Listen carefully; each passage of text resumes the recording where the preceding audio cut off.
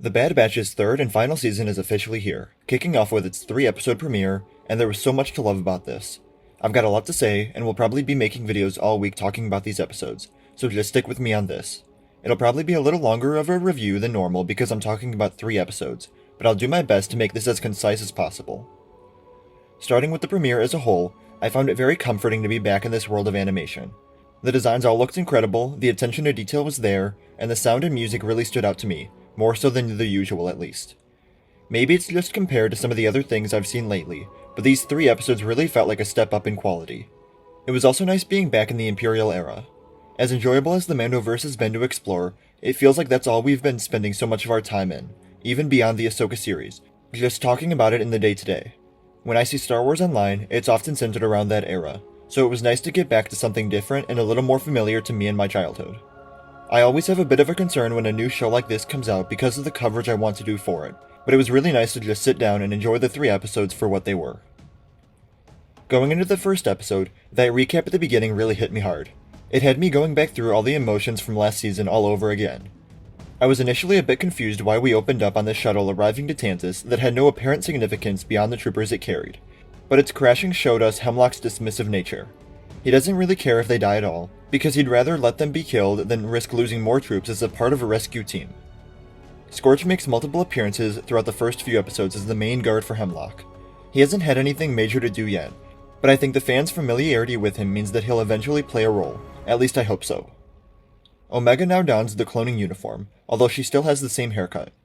There were a few time jumps throughout these episodes, but the tallies on the wall were a nice way to show the passing of time and give audiences a general idea of how long it's been beyond just the changing of character designs. The first part of the episode takes place roughly 21 days after the Season 2 finale, but then the jump later on looks to be about 164 days, so a much longer time. And I really liked the way they utilized the time jump to parallel Omega across time. Not only is her appearance different, with her hair grown out a little more later on, but her overall attitude and conformity. When we see her first, she's still lying down when Car opens the door, but later on she's standing at attention, ready for her when the door opens. She's been doing it so long the routine is built into her by now. The one that really hurt though was when Omega and Car walk by the broken-spirited clones. The first time, Omega looks up at Crosshair, hoping to have that connection or empathy with him, but after so much time, she doesn't even bother looking up at him anymore. The way that I took this was that she's become one of them, one of the Imperial cloners, where she's been conditioned over time to the point where she's ready to do her job and escape is no longer on her mind, which made me surprised when later on we still see her talking to Crosshair about escape. It felt like to me that these two moments conflicted with each other. Although they were a small part of the episodes, the brief conversations with Crosshair really packed a punch, whether it be showing the horrible conditions of the clones, Omega's line about Crosshair not trusting enough, Crosshair's advice to leave him behind during the escape, or his shaking hands, a condition that affects his shooting later on and interests me a lot. The first episode also showed a lot of Omega working with Emiri Car and Nala Se. I feel like the research we saw was very vague and basic, but it was enough to interest me and make me curious going forward.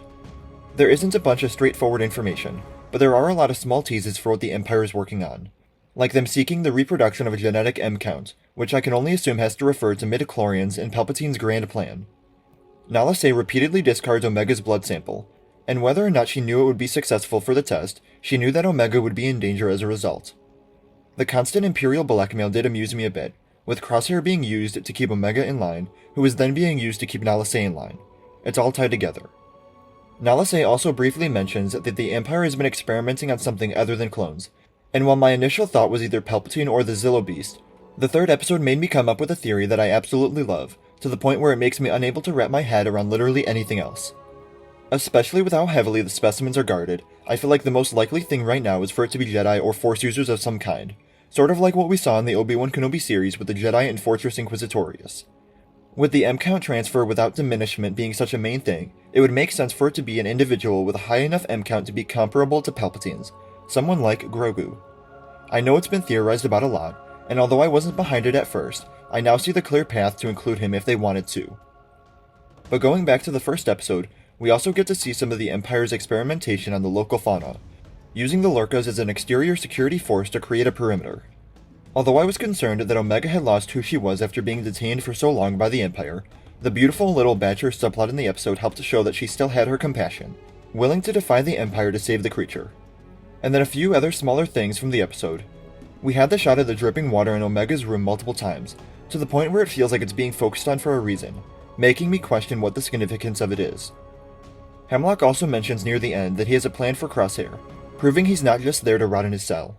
Although they are able to escape by the end of the third episode, it would be interesting to see what Hemlock has planned for him. Going over to the second episode now, here we get to catch up with the Bad Batch, although it felt weird seeing only the two of them there.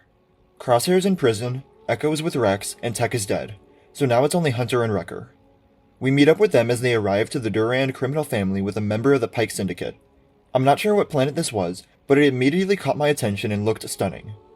Roland wasn't someone I remember loving when he was first introduced earlier in the show, but I thought this was a nice way to tie it together and flesh out the criminal underworld a little bit more.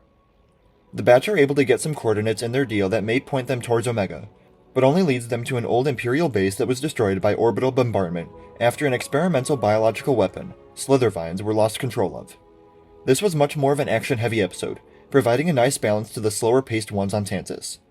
I had to stop myself from getting in my own way while watching a few times, because I could have easily gone into it knowing that Hunter and Wrecker are going to make it out just fine, so it would lessen the stakes and my enjoyment of it, but I was instead just able to sit back and enjoy the ride.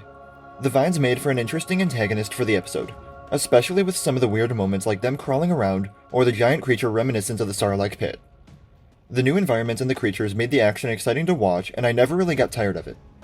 We also meet 3 Regs in the episode, all young kids, and I really liked what they brought to the episode, especially in terms of morals. They end up getting dropped off at Pabu, which I could see becoming a clone asylum for displaced soldiers, but I would love to see more of them at some point this season. I think they have a lot to offer with the way they contrast to the Bad Batch. And then the third episode is really the heavy hitter. It starts off kind of the same, and I noticed how robotic Kar seems to be in her morning routines. We briefly see the assassin clone in the background for a second, and the fact that they teased him like this makes me think he's got to have some importance.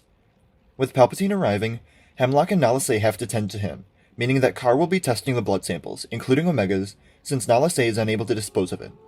At first I liked how this created a ticking clock for Omega's escape, but as the episode went on, I never really felt that tension anymore. I thought it was going to be really interesting to see Omega try to escape while Palpatine was there, but he ends up departing before anything major happens, which sort of disappointed me. Although it was cool to see Palpatine again, I found it amusing how the thing I was more excited about seeing was the Imperial Royal Guards in animation, a first I believe. And then things started to get really interesting as the conversation between Hemlock and Palpatine fills us in on a lot of what's going on. He mentions exotic matter facilities, which seems to include the Slithervines, but Palpatine noting the importance of it makes me believe that there's something else down the line that would be included in this. We also get Project Necromancer by name, confirming that all of this research and experimentation revolves around Palpatine's backup plan and having a clone body to bring him back to life in. We see the station where the specimens are being kept, and it had a very similar vibe to that of Exegol. Of course, they weren't going to show us what's in the tubes yet, but when they do, we're all going to lose it.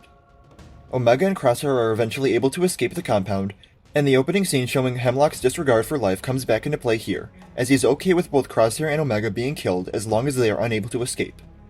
That is, until it's discovered that she's got the right DNA and blood work for the experiments. Them being able to jump into hyperspace and escape completely was a big surprise to me, so it'll be interesting to see where things go from here.